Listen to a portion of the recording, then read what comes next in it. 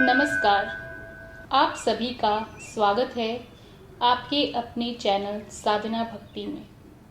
आज हम इस वीडियो में आपके लिए लेकर आए हैं पाप मोचन एकादशी के व्रत की कथा। आज 26 मार्च को ही पाप मोचन एकादशी जो है वह मनाई जाएगी। हिंदू धर्म में एकादशी का एक विशेष महत्व है। यह दिन भगवान विष्णु को समर्पित होता है और इस दिन जो व्यक्ति व्रत रखकर भगवान विष्णु की पूजा अर्चना करते हैं उसको भगवान विष्णु की कृपा प्राप्त होती है। और एकादशी का व्रत कथा के बिना अधूरा माना जाता है।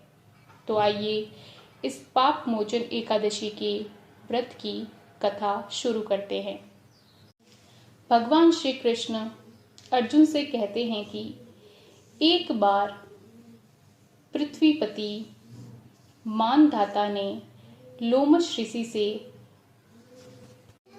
पूछा था कि मनुष्य के पापों का आखिर किस प्रकार मोचन संभव हो सकता है ताकि सहज सहित पापों से छुटकारा मिल जाए, ऐसा कोई उपाय बताएं।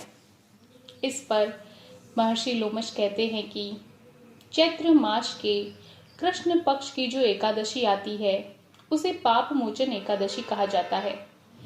उसके व्रत के प्रभाव से मनुष्यों के अनेक पाप नष्ट हो जाते हैं। तुम्हें मैं इस व्रत की कथा सुनाता हूँ। एक बार प्राचीन समय में चैत्ररथ नामक एक वन हुआ करता था।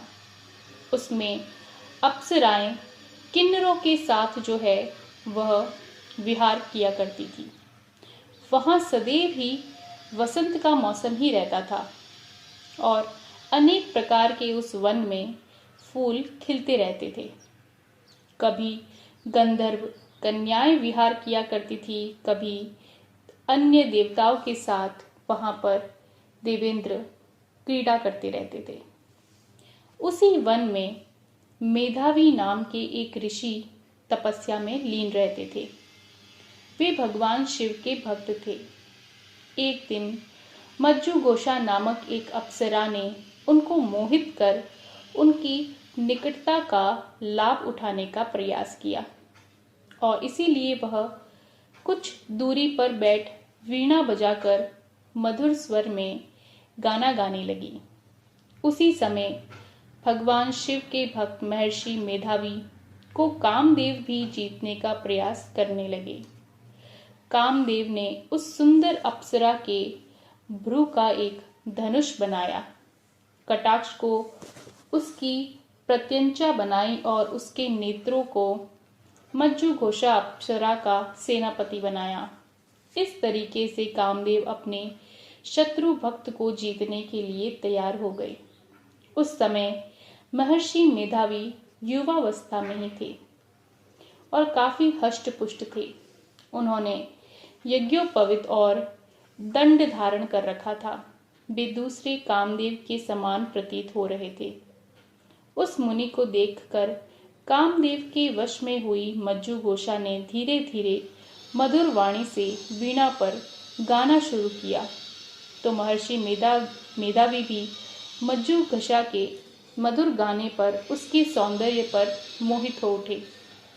वह अप्सरा मेधावी मुनि को कामदेव से पीड़ित जानकर उससे आलिंगन करने लगी। महर्षि मेधावी उसके सौंदर्य पर मोहित होकर भगवान शिव रहस्य को भूल उठे और काम के वशीभूत होकर उसके साथ रमण करने लगे।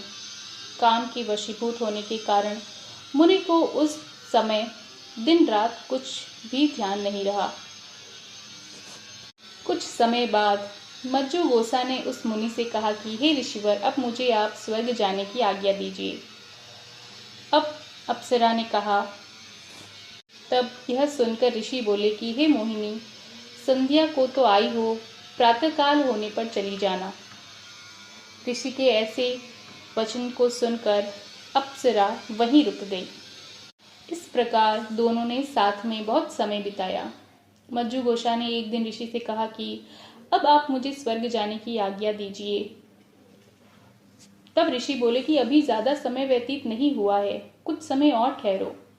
मुनि की बात सुनकर अप्सरा ने कहा कि आप स्वयं सोचिए, मुझे आपके पास आए कितना समय हो गया है और ज्यादा समय ठहरना ठीक नहीं।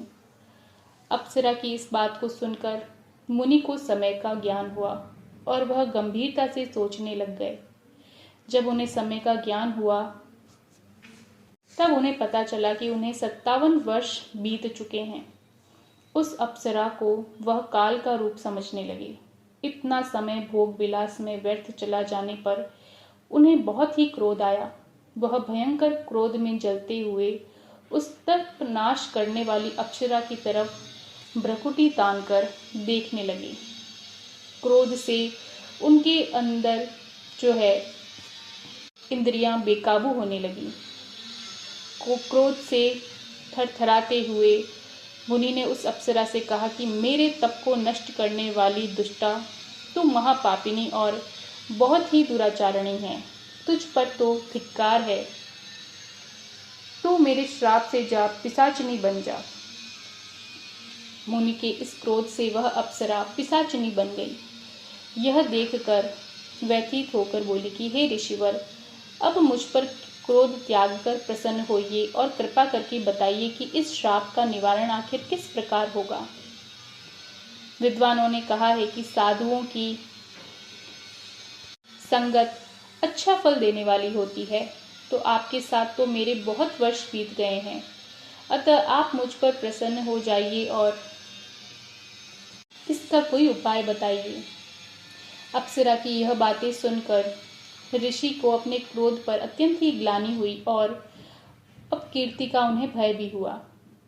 पिशाचिनी बनी मंजू गोसा ने मुनि से कहा कि तूने मेरा बड़ा ही बुरा किया है, किंतु फिर भी मैं तुझे इस श्राप से मुक्ति का उपाय बताता हूँ। चैत्र मास के कृष्ण पक्ष की जो एकादशी आती है उसे पाप मोचनी एकादशी कहते हैं।